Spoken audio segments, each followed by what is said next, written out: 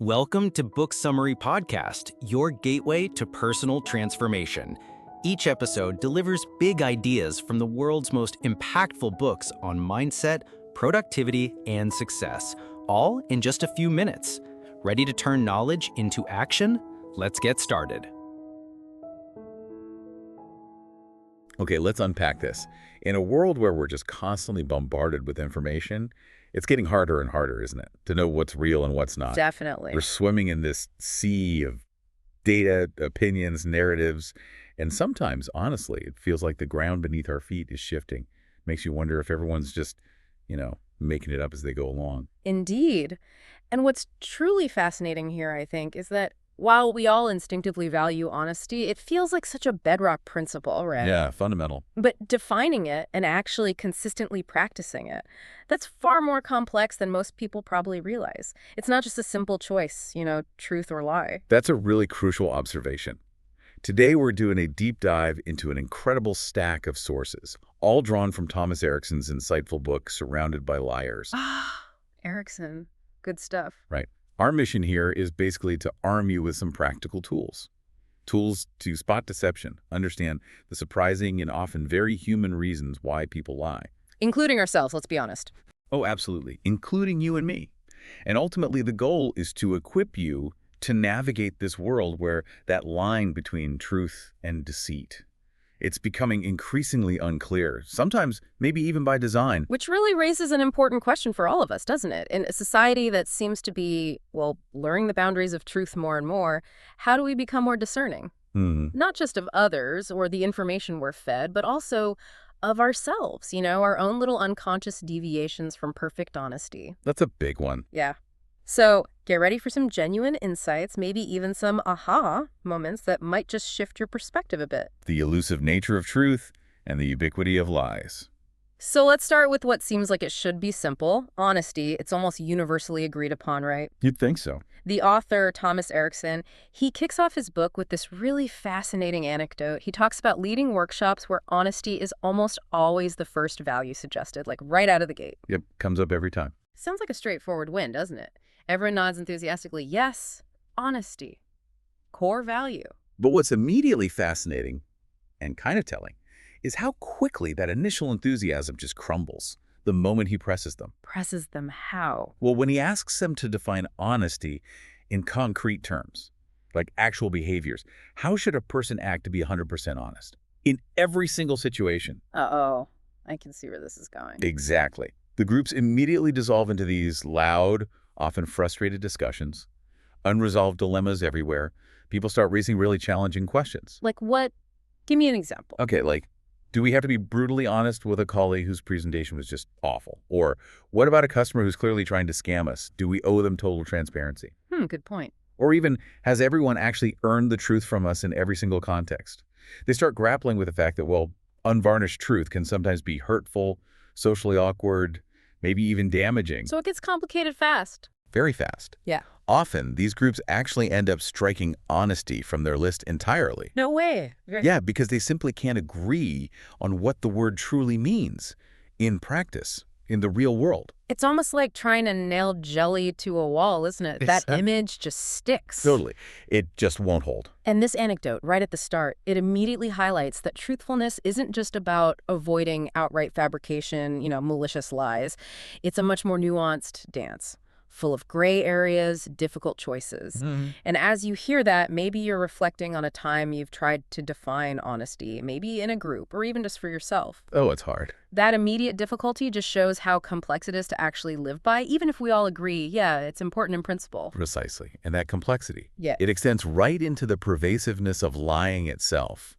Erikson makes this rather bold claim, almost provocative. He says, everybody does a little lying here and there. It keeps things nice and simple. Everybody does a little lying. Okay, that sounds pretty cynical on the surface.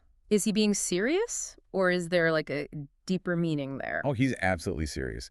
But his perspective, I think, is less harsh than it sounds when you really dig into it. Okay. If we connect this to the bigger picture, human interaction, he's referring to those common, almost invisible white lies. Or maybe tiny omissions is a better way to put it. The ones we all do. Exactly. The ones we all make in our daily lives, almost reflexively. Think about those automatic responses. I'm fine, thanks, when you're actually having a truly terrible day. Guilty. Right. Or that polite murmur, oh, that dress really suits you, when secretly you might think it's not their best look. Even a casual, I love you too, sometimes said more out of habit or obligation than, an immediate surge of feeling. And psychological research actually backs this up sometimes. It suggests these minor social deceptions can occasionally benefit relationships, act as a kind of social lubricant. Right, to avoid discomfort or conflict. Yeah, keeps things smooth. Avoids unnecessary hurt feelings. So you're talking about what some people might call a compassionate lie, maybe, designed to protect someone's feelings. Exactly that. The intention is clearly good, right? Protect feelings, maintain harmony, smooth over an awkward moment. But, I sense a but coming. But here's where it gets really interesting, and the book makes such a powerful point here. Even these compassionate lies, the well-intentioned ones, they can, surprisingly, lead to significant trouble down the line. Oh, so? Well, the author gives this poignant, really relatable example. A father tells his young daughter her beloved toy, which sadly died, actually went to a special toy hospital. Oh, to protect her, right, from the grief. Exactly. The intention is loving, absolutely. Yeah. But it forces him into this really difficult corner because the little girl, being a kid, she'll naturally ask questions, right? Can we visit the toy hospital? When's my teddy coming home? Oh, yeah. Of course she will. So this leaves the dad with basically two options. He can eventually tell the truth later, admit he made it all up. Painful, maybe, but honest. Right. Rip the Band-Aid off. Or, as Erikson points out, he's forced to fabricate new lies to counteract the consequences of his initial lie. Oh, no. So one lie leads to another. And another. It inevitably leads, the author warns, to this complex, suffocating web of fraud and deceit. It becomes incredibly hard to escape. The core message here is stark. All lies, even the most well-intentioned ones, they bring consequences. Wow. And those consequences, they show up sooner or later, often just growing in complexity. That's a powerful illustration, isn't it? It really highlights how something starting so innocently, just an act of protection, can quickly spiral, and the stakes just keep getting higher. As you consider that, maybe take a moment and reflect. When was the last time you told a small lie? Perhaps to protect someone's feelings. And how did that decision genuinely feel afterwards? Did it actually simplify things in the long run? Or did it end up adding this layer of unexpected complexity you hadn't really anticipated? It so often does, adds that mental load. The modern landscape of deception, beyond personal lies. Okay, so we've talked about how these subtle deceptions play out in our personal lives, those little social fibs, the slippery slope of well-intentioned untruths. Right. But what happens when this impulse to, fabricate or distort gets scaled up, amplified by technology, and starts impacting whole societies? Yeah, that's the big question. The book really delves into how this manifests in the broader public sphere. It points out something we all kind of feel, I think. Once, the public trusted what they read in the newspapers, but that was a long time ago. Well, a long time ago. Now we're in this daily deluge of news and information. It feels like the signal-to-noise ratio is just completely out of whack. We're left struggling to find the actual truth. Which raises this really important, urgent question. How do we discern truth when, frankly, less than honest individuals and institutions have realized the incredible power of fabricating narratives? Power to deceive and manipulate public opinion. Exactly. Fake news, as the book clarifies, isn't just inaccurate information. It's not just a mistake. It's meticulously, deceptively presented with the explicit intent to confuse and mislead. Malicious intent. Right. It ruthlessly exploits our innate curiosity, that tendency to click on juicy headlines. And it plays directly on our emotions: fear, anger, outrage, even tribal loyalty. Gets us riled up. Precisely. To generate clicks, shares, engagement, making it incredibly difficult to tell what's genuinely true and what's just manufactured. And this isn't just about, celebrity gossip or silly clickbait designed to get a rise out of us, is it? It sounds like there are far more sinister, organized operations behind some of this stuff. No, far from it. The source details how sophisticated troll farms operate. Yeah. Like Russia's notorious Internet Research Agency in St. Petersburg. These places operate full-time, often 2047. Wow. Their job. To produce what is essentially propaganda disguised as news, their objective is pretty clear. Promote specific geopolitical interests, like, say, Putin's agenda, and simultaneously actively smear and discredit others, the U.S., Ukraine, whoever the target is. So, Information warfare, basically. Absolutely. Their extensive, highly coordinated disinformation campaigns are even thought to have contributed to shifting public perceptions during critical moments, like the lead up to the 2016 U.S. presidential election, potentially influencing the outcome. Right. And the book mentions that whether those specific claims about the election impact are definitively true or false, and opinions certainly differ on that. They absolutely do. The intent to manipulate public opinion through this widespread, manufactured disinformation is undeniable and deeply concerning. Undeniable. It truly makes you wonder, doesn't it? How much of what you consume daily is genuinely objective, and how much is carefully crafted to influence your thoughts, your actions? It puts a huge burden on the consumer. Yeah. As you consider the scale of these operations, how do you feel about the news you consume? Are you constantly questioning its truthfulness? Or do you sometimes find yourself just taking things at face value? It's a huge responsibility that's increasingly falling on us, the information consumers. Which leads us, actually, very naturally to another highly prevalent area where deception thrives, often cloaked in this aura of, unimpeachable authority. Where's that? Statistics and so-called scientific claims. Ah, yes. We often hear those comforting phrases, right? Numbers never lie, or science is always truthful. Exactly. Comforting, but misleading. The author Erikson challenges this notion head-on. He reminds us that while fundamental mathematical truths like 2 + 2 = 4, they're immutable. Rock solid. Liars are acutely aware of how to wield numbers and scientific language to their advantage. Okay, so it's not the numbers themselves that lie, but the way they're used, the way they're presented and interpreted. That's a crucial distinction. Precisely. What's fascinating here is that while raw numbers are facts, statistics, which are interpretations of those numbers, can be presented in highly deceptive ways. Hell, what kind of tactics are we talking about? Well, several manipulative tactics, like cherry-picking the data. You only show what supports your narrative, conveniently leave out the rest. Right. Ignoring contradictory evidence. Or misrepresenting the implications of the data, drawing conclusions that just aren't logically supported by the numbers themselves. Jumping to conclusions. Or even failing to account for confounding variables, other factors that might actually explain the pattern, but they're ignored to simplify or distort the message. Gotcha. So by using these tricks. By carefully employing these techniques, almost any claim can be made to seem statistically valid or scientifically proven, even if it's fundamentally unsound. Give us an example that really hammers this point home, maybe a historical one that shows how powerful this can be. Okay, a classic, infamous example is the tobacco industry's trickery back in the mid-20th century. The smoking ads. Exactly. Faced with growing public health concerns, cigarette ads in the 40s and 50s made these incredibly bold, authoritative-sounding claims, like, more doctors smoke Camels than any other cigarette. I remember seeing those. Yeah. Imply safety, right? Or even endorsement. That was the goal. The public, trusting medical authority, was led to believe just that. But the source reveals the manipulative reality, the underlying survey. It only asked which brand doctors smoked most, not which they thought was healthiest or would recommend. Sneaky. Very. And the selection criteria for these doctors, the whole methodology, incredibly unclear, designed to mislead, if not outright fraudulent.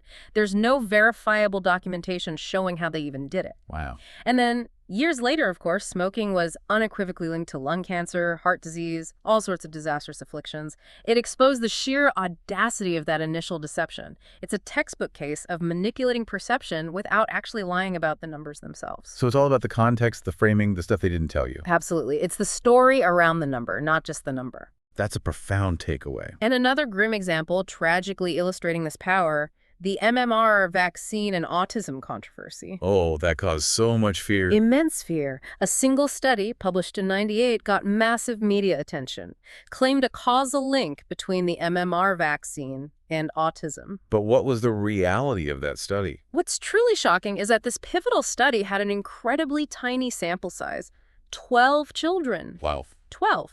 Fewer participants than some journalistic surveys. Yet these findings were generalized to suggest a causal relation for millions. That's unbelievable. Later, exhaustive evaluations revealed deeply flawed data collection, interpretation, significant inconsistencies.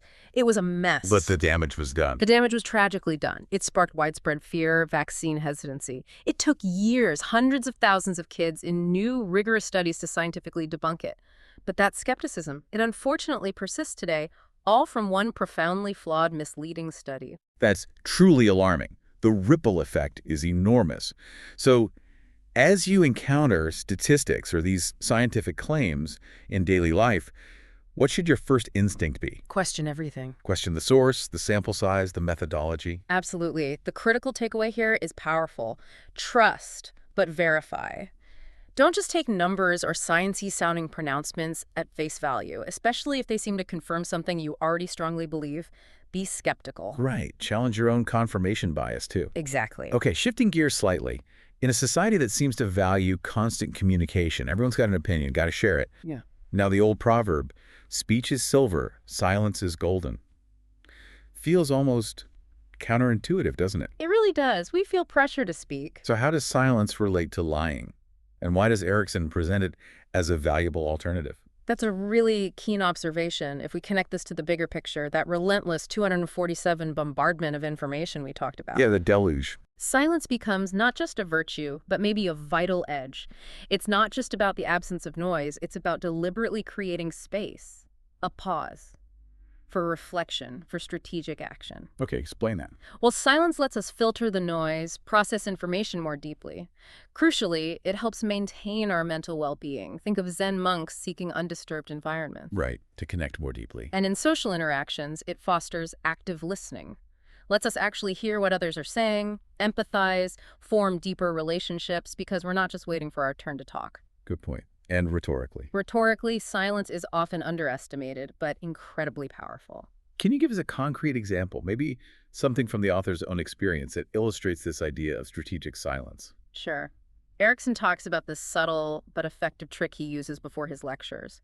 He walks onto the stage really slowly and then just stands there, silently, waiting. While the audience is distracted. Yeah, they're on their phones, talking, settling in. He waits until he has everyone's attention, until they look up, quiet down, then he speaks. Commands attention through silence. Exactly. And this applies in everyday life, too. Instant communication tools push us towards quick, impulsive responses.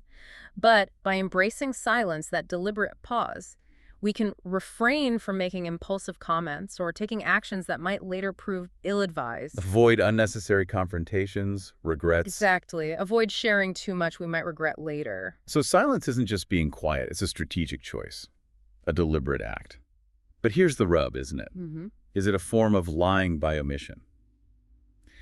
If you know the truth or have a strong opinion and you choose not to speak it, especially when asked, is that still honest? Yeah. It feels like a very fine line. It is a fine line, and this raises a really important ethical question. The author himself acknowledges it's a profound gray area. So how does he navigate it? He presents these common scenarios that challenge our ideas of honesty. Imagine your friend's new haircut is just undeniably unflattering, and they ask what you think.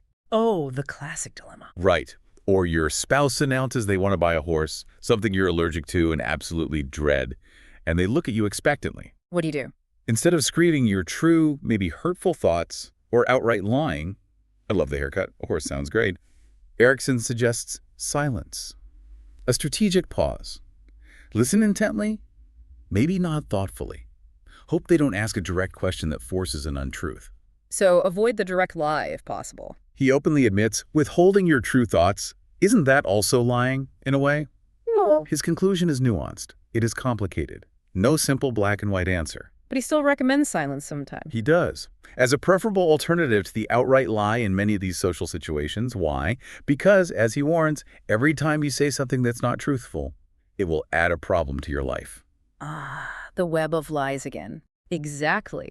Silence in these tricky cases avoids those future complications, avoids having to keep a log of all these little innocent lies and the constant risk of getting caught later.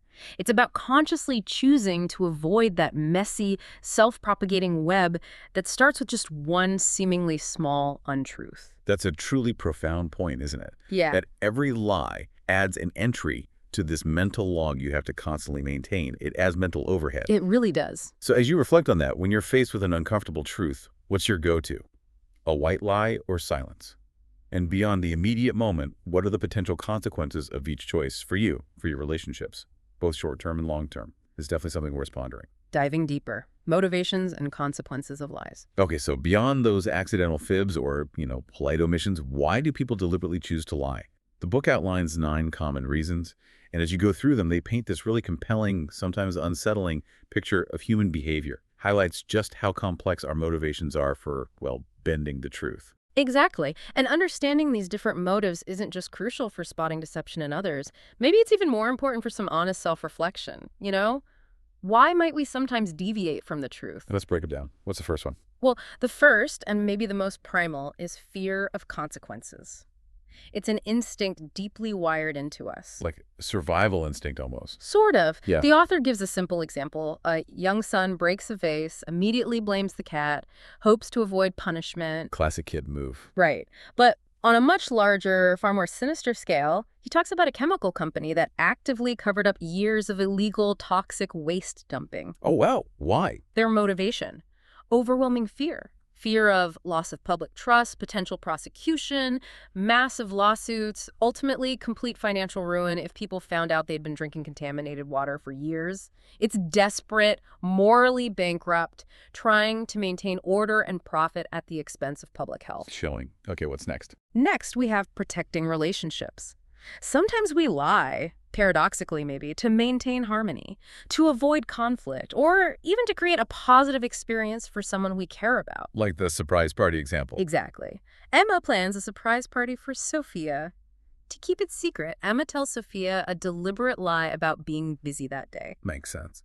The author, with his typical dry humor, admits he'd reconsider our relationship if someone did that to him because he hates birthday surprises. Oh, fair enough. But for Emma, the goal is clearly to preserve the impact of the planned surprise. She genuinely believes it'll bring joy, strengthen their bond. But despite the good intention, it's still a deliberate lie. Right. Okay, number 3. Number 3 is personal gain. This is one of the more obvious ones, right? And it's where we often see those infamous liars really shine, often on a grand stage. Give an example. Think about John, who inflates his CV, claims extensive work with X software he doesn't actually know, hopes to get a lucrative job, maybe figures he can learn it quickly or delegate if he gets hired. Yeah, happens all the time. And this category is also where the absolutely astonishing story of Anna Delvey fits. Real name, Anna Sorokin. Oh, the fake heiress. I read about her. Right. She posed as this fabulously wealthy German heiress, meticulously tried to secure a massive $22 million loan to finance a private art club in New York. How did she even attempt that? Using falsified financial documents, weaving this incredibly complex web of elaborate lies about her family's wealth, her connections, she sustained this grand illusion for years by cunningly convincing friends who were really just resources to her to cover her lavish expenses, exclusive hotels, fine dining, always promising to pay them back, which of course she never did. The audacity. Her sheer gall was impressive. She truly seemed to believe if you're going to tell a lie, you might as well make it a big one, because big lies can sometimes be harder to expose immediately. Until it all comes crashing down. Which it eventually did, leading to her arrest and conviction, but not before she'd lived this incredibly lavish life on other people's money for quite a while. Wow. Okay, 4th reason. 4th is avoiding embarrassment. Who hasn't had that mortifying moment? Forgetting someone's name, especially in a social setting. Oh, the worst. The author describes Rebecca's frantic attempts to cover up exactly this. She forgot David's name at an event. Instead of just admitting it, which might imply she didn't value past encounters, she pretends to remember him, makes up details, avoids using his name. We've all done variations of that, probably. It's a remarkably common defense mechanism used to ensure the smooth continuation of a social interaction and ultimately just save face, avoid that public awkwardness. Makes sense. Number 5. The 5th reason, gaining acceptance. This is a powerful human motivator, that innate need to belong, to fit in, be liked. It's incredibly strong. Yeah, deep-seated. The author candidly admits lying about having stopped eating GMO food at a dinner party. Really? Why? He found himself in this conversation where everyone else at the table was enthusiastically agreeing GMOs were inherently wrong, but he personally had no idea what GMO food even was beyond the letters. So rather than admit it. Rather than reveal his ignorance or potentially a differing opinion, he just nodded along, mumbled something vague about ethical consequences, purely to gain acceptance, avoid being the outsider in a group he wanted to impress. Wow. Okay, number 6. 6th, gaining control and power. This one can be subtle, insidious, even within a family. How so? The book uses Sarah as an example. She actively discredits Ted's preferred school for their kids, makes false claims about bullying poor academics, stands by them without any real evidence when challenged. Why would she do that? To maintain her dominant role within the family, to subtly steer decisions her way, on a grander, maybe more bizarre scale, the reptilian conspiracy theory. Oh boy, the lizard people. Yes, that one. It's promoted not just as a belief, but with a clear manipulative intent. It's designed to foster distrust of authority figures, government, science, media, all of it. Undermine everything. And make people feel powerful by getting others to believe these insane ideas that only a select few insiders supposedly understand. It's a method of manipulation, control, using absurdity to break down trust and create a new power dynamic. Scary stuff. Okay, number 7. Reason 7 is simply out of habit. For some people, lying becomes almost a reflex, an unconscious default. Like muscle memory? Kind of. Emily, for example, is described as someone who always says, "I'm fine," no matter her true state, simply because she dislikes burdening others with her problems or showing vulnerability. Lots of people do that. It's common, and it highlights how easily bad habits form, even with seemingly innocent untruths. They become harder to break over time. A subtle mental shortcut that can lead to deeper inauthenticity. Right. And the last one, number 8. I thought there were 9. Ah, you're right, my count was off. Let's see. Fear, protecting relationships, personal gain, avoiding embarrassment, gaining acceptance, control power, habit. Okay, the 8th one is specific to the sales context. Now, it's crucial to state, most salespeople are sincere, ethical, operate with integrity. Absolutely. But the intense pressure to hit targets, close deals, maximize profits, it can, unfortunately, lead a minority to lying or twisting the truth to secure a sale. Short-term gain, long-term pain. Pretty much. The book acknowledges it's short-sighted. It might get the immediate sale, but it inevitably erodes trust, harms reputation, loses repeat business. Yet in high-pressure moments, that immediate reward sometimes trumps future consequences for those who see the world as full of potential gullible marks. Okay, so that's 8. What was the 9th? Let me check my notes from the outline. Oh, Okay. the outline actually only listed 8 specific reasons derived from the source examples, though it said 9 common reasons initially. Let's stick with the 8 detailed ones. Right, apologies. 8 detailed reasons covering a wide spectrum of human motivation. They really do. Some incredibly relatable, some truly outlandish.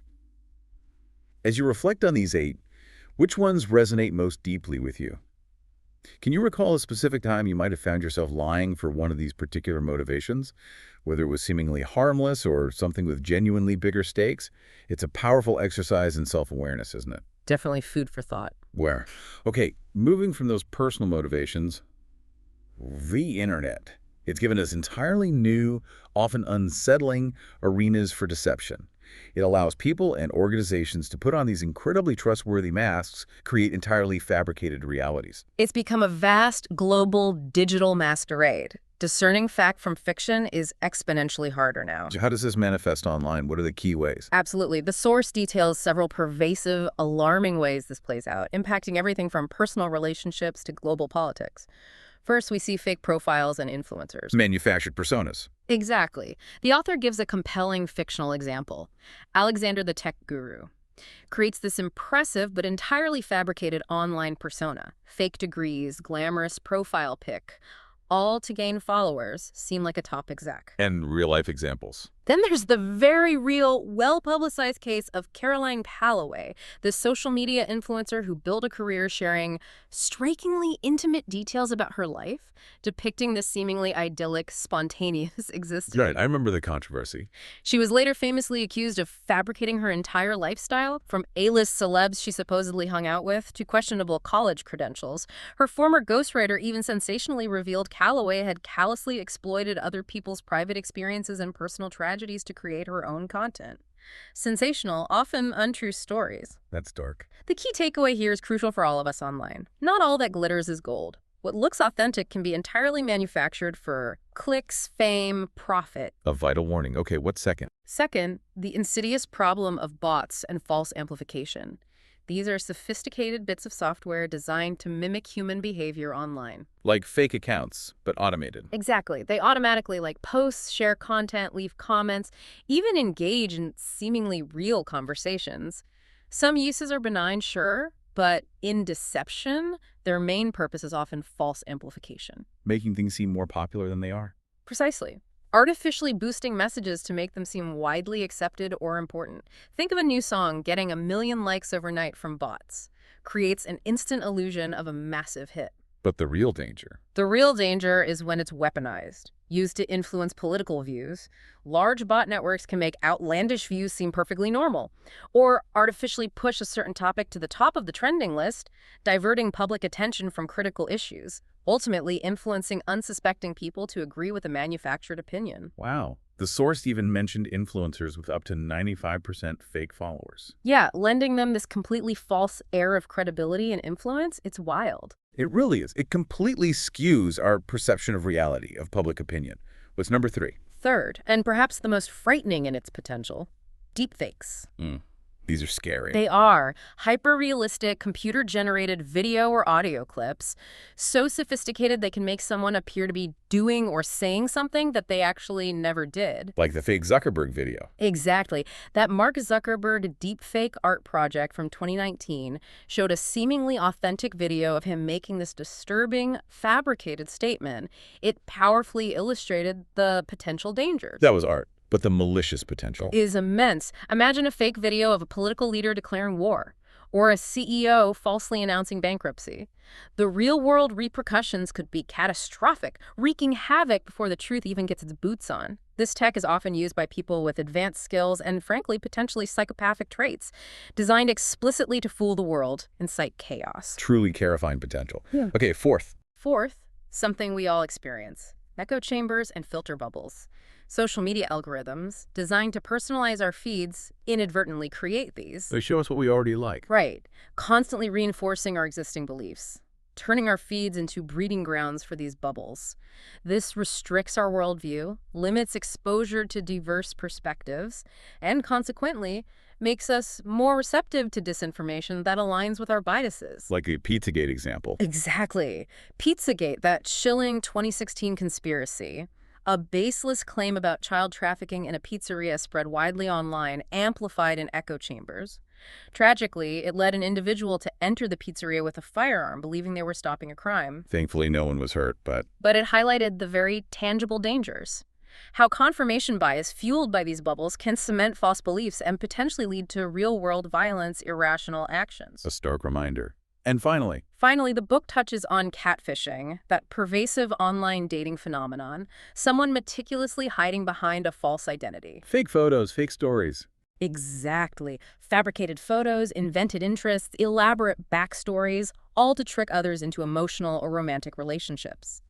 The public case of Mantateo, the football player, famously tricked into a relationship with a woman who didn't exist. Yeah, that was heartbreaking. It's cited as a high-profile example, vividly highlighting the emotional turmoil and shame caused when the elaborate fraud inevitably unravels.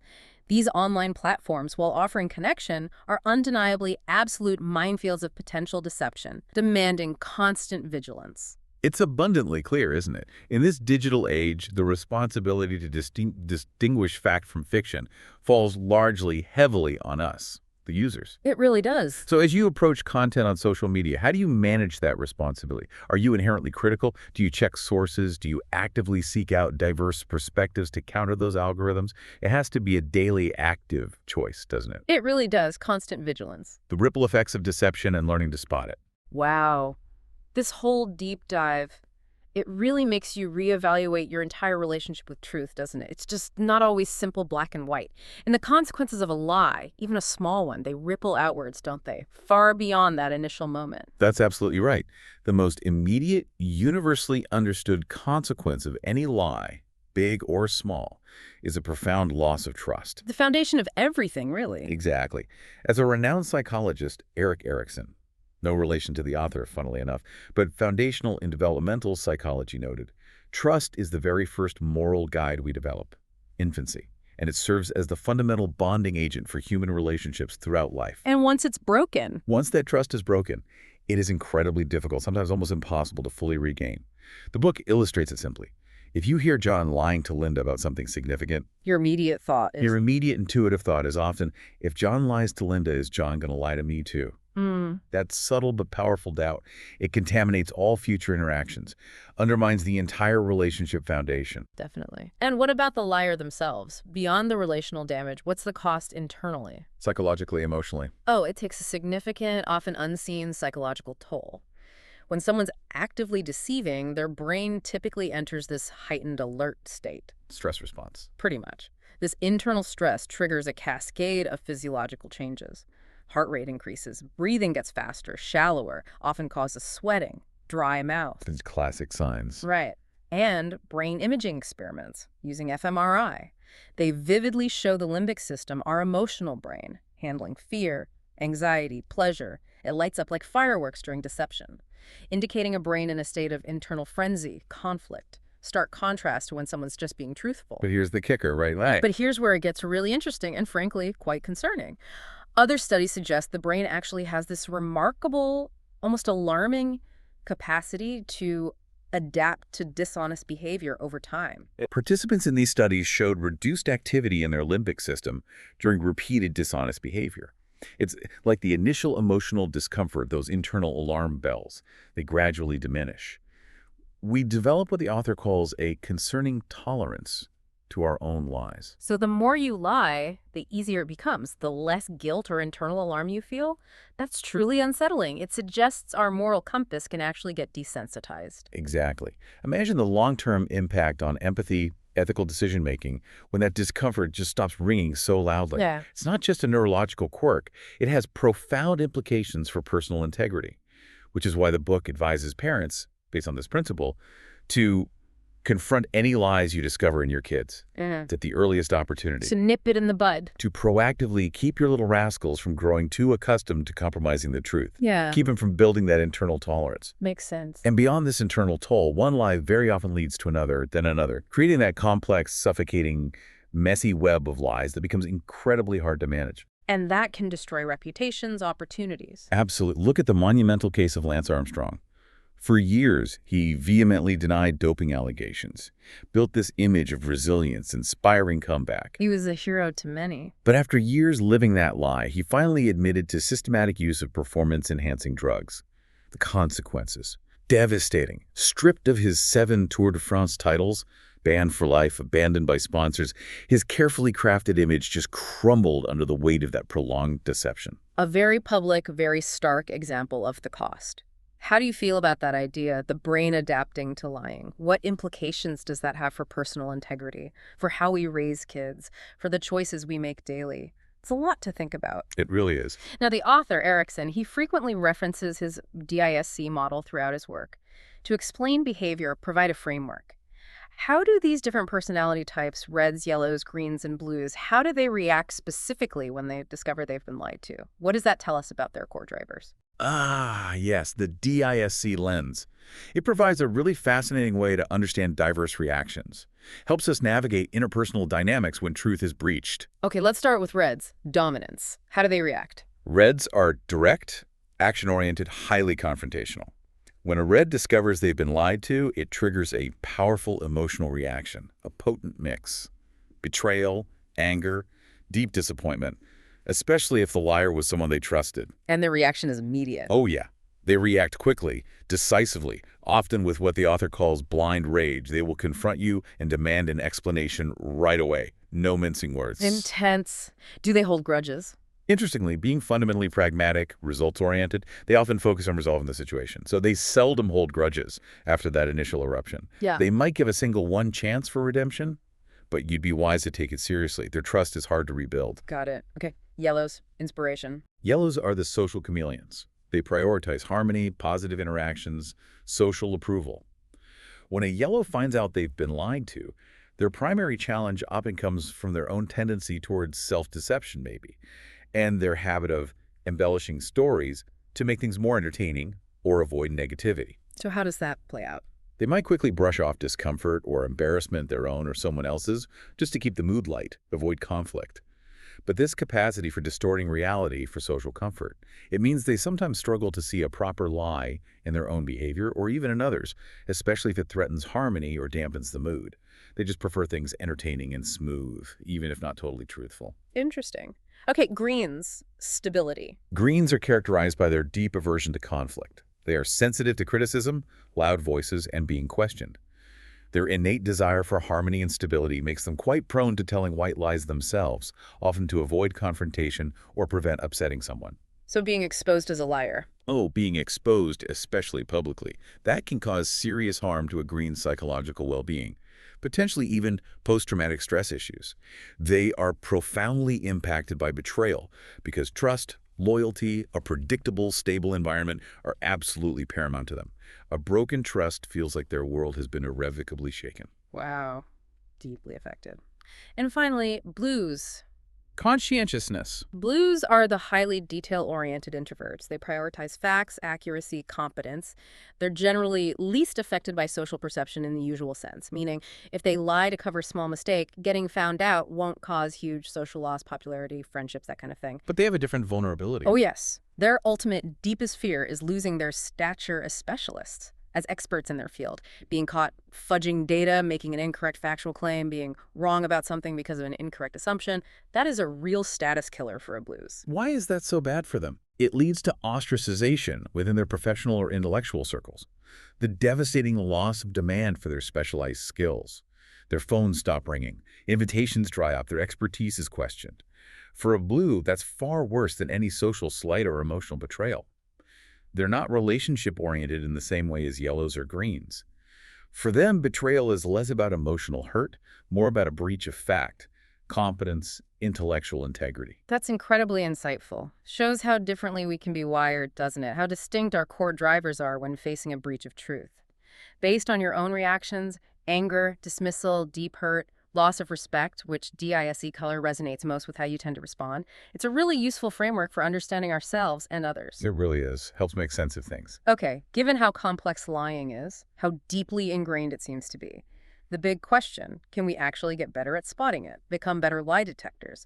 Is there a way to cut through the noise, spot the deception, even when facing a master manipulator? You absolutely can get better at it. Though, disclaimer, it requires consistent practice, keen observation, and a nuanced approach. It's not foolproof. So how's it done? What are some strategies? Erikson outlined several practical strategies. One key method, ask unexpected questions. Like what? For example, if someone's lying about their age, says they're 21, don't press on that directly. Ask something related but slightly off-kilter, like, oh, so what year were you born? Makes them calculate. Exactly. A liar often needs that noticeable pause to calculate or construct a consistent new lie. Someone telling the truth answers instantly, effortlessly. Another tactic. Ask for clarification on details. Force them to commit more fully to their words. Pin them down. Right, and then calmly point out inconsistencies you've noticed. Sorry, I'm a bit confused. Earlier, you said you were with Lena yesterday, but she mentioned she's been sick all week. Can you help me understand? See if they start digging themselves deeper. Exactly. Notice if they start digging a hole for themselves, fabricating more details to cover the initial lie. And crucially, the author warns, don't help them get better at lying. Don't immediately reveal your suspicions or let them off easy. Make them stick to their story, inconsistencies and all. Right. But what's surprising is the psychologist paradox. Yeah, this is fascinating. Despite their extensive training in human behavior, professional psychologists are not, on average, particularly great lie detectors. Really? Why not?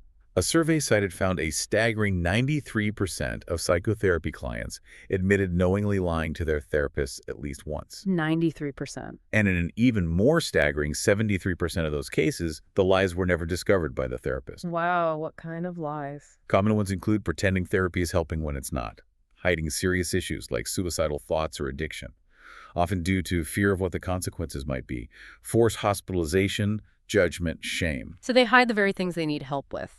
Exactly. Patients might spend significant time and money on therapy, only to withhold the truths that could lead to healing, because the solution seems more frightening than the problem. That's tragic, really. What about things like polygraphs, lie detectors? Well, that takes us beyond polygraphs.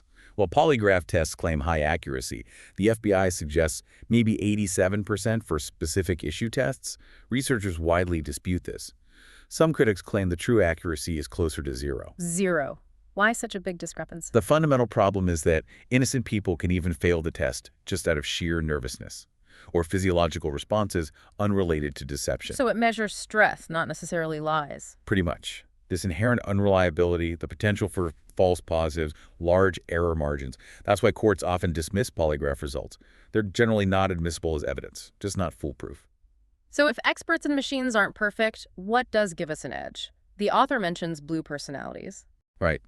Erikson, a self-described high blue, believes that blue personalities, introverted, task-oriented, analytical, have an unquestionable advantage in detecting lies. Why blue specifically? It's attributed to their inherent attention to detail, their highly organized brains that crave consistency, their excellent memory for facts, and a natural tendency to ask an awful lot of questions. The interrogators. He quips their partners sometimes feel interrogated. This analytical, fact-checking nature makes it very difficult for liars to go undetected by a blue. They instinctively dig for details, consistency, notice discrepancies others might miss. Fascinating. So quite an assembly of tools and insights there for the vigilant listener. What does all this mean when you're facing a potential lie in your own life, especially with someone you care about? How do you move from just detecting it to strategically confronting it in a way that might lead to resolution, not just more conflict? That's the million-dollar question, isn't it? It means you need a truly strategic and, I'd argue, empathetic approach to confrontation. One that prioritizes understanding, potential healing, over just accusation or punishment. Okay, break that down. What's the first step? First, understand their motive. Before you even think about confronting someone, pause. Ask yourself, why did they lie? Was it self-preservation, like the kid blaming the cat? Social pressure? Altruistic deception, like the surprise party? The context matters hugely. Absolutely vital. It dramatically changes how you should approach it. As Shakespeare wisely put it, no legacy is so rich as honesty, but understanding why someone deviates from it. That's the crucial first step to addressing it effectively, compassionately. Okay, understand the motive. Then what? Second, create a safe space, one that genuinely encourages honesty, even if the truth is difficult.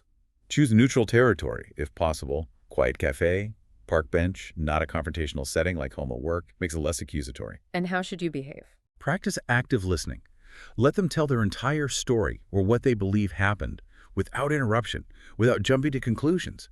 Use open body language, open arms, lean forward slightly, tilt your head. Non-verbally signal you're open to their perspective, even if you suspect it's untrue. Avoid blame. Crucially, avoid casting blame. Don't lead with, "You lied." Instead, express your feelings, observations. "I felt confused when," or "I felt hurt when I realized." And if you genuinely can, assure them of your absolute confidentiality. Make them feel safe enough to confess without fear of wider repercussions. The goal isn't just exposure, it's potentially addressing deeper issues, healing your relationship and promoting personal growth for everyone involved. Right. Focus on repair, not just accusation. What's third? Third, learn to read between the lines. This is where emotional intelligence and intuition really come in. Honed through experience, self-awareness. Trusting your gut. Exactly. Lying is emotional as much as rational. Pay acute attention to your gut feeling, that subtle internal voice suggesting something's off, even if you can't logically explain why. Ask yourself, why did they lie? Fear, shame, some misguided protective instinct. Your intuition, backed by a lifetime of experiences, often signals when something feels wrong. Trusting that, then using empathy to understand the reality behind the deception, that's a powerful skill. Okay, motive, safe space, intuition. What's the final piece? Finally, you absolutely must assess the context and potential outcomes of confrontation. Gaining. Never confront someone about a lie in front of others, always private. And critically, assess the potential outcomes. The author gives a very practical warning. Confronting your boss with a lie, even if you're 100% right, have proof. You might suffer a backlash that affects your professional standing or your relationship, maybe even your career. So sometimes the truth isn't worth the fallout. Sometimes. The stark reality is that the pursuit of truth is not worth risking the potential outcomes in certain situations. While truth should set you free, in reality, its implications can be incredibly complicated. You have to weigh the consequences, short-term and long-term, for yourself and the relationship.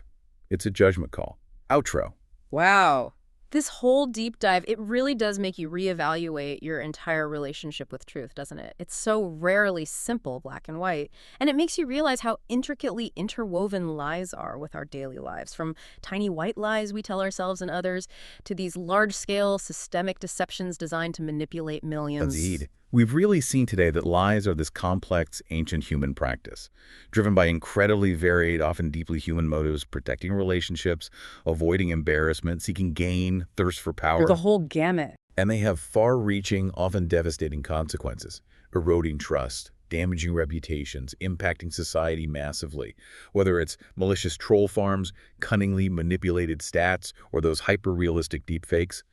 In this intricate landscape, the ability to discern truth, navigate these complexities not just in others but within ourselves, it feels more vital now than ever before. So what can we really take away from all this? What's the most important, maybe actionable piece of advice from Surrounded by Liars that we can carry forward into our lives? My ultimate advice, drawing directly from Erikson's insights, is this. If you find yourself tempted to deviate from the truth, just pause. Take a moment and truly consider the consequences. Not just for others. Not only for yourself that mental burden creates, but for all the people who will ultimately be impacted by your words or even your silence.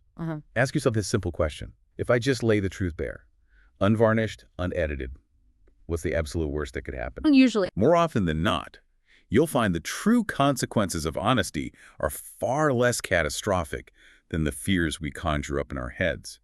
And each lie you refrain from telling, it significantly reduces your need for further lies to cover up that initial deception. Breaks the cycle. Exactly. And this, in turn, will spare you a tremendous amount of fear, anxiety, the constant threat of being exposed. You'll ultimately feel more secure, more authentic. You'll experience this incredible internal freedom in the absence of that complex web of lies you have to maintain. And perhaps the most powerful, truly liberating lesson comes from the author's own experience, right? Yeah, that story is potent. He recounts how he was once just scared of what might happen if he spoke the truth in a difficult relationship. He let his own well-being suffer for way too long, stomach churning with fear, trapped by his own silence. Trying to keep the peace, but destroying himself. But when he finally found the courage to simply say, I don't believe in this relationship anymore, he found this indescribable relief, a profound sense of lightness. The truth had finally set me free, he reflects. That kind of freedom, it could happen to you too, if you choose it. A powerful thought for you to truly mull over. Indeed. This has been another Deep Dive. Until next time, stay curious, stay critical, and keep seeking the truth in a world that constantly challenges it. Thanks for tuning in to the Book Summary Podcast. If you found value in today's episode, hit that like button, subscribe for more summaries, and share it with someone who's ready to grow. Want deeper insights, exclusive book notes, and reading tips? Join our free newsletter. The link's in the description. And don't forget, if you'd like to read the full book, our affiliate link is right below. It helps support the channel and keeps the summaries coming. Until next time, keep reading, keep growing.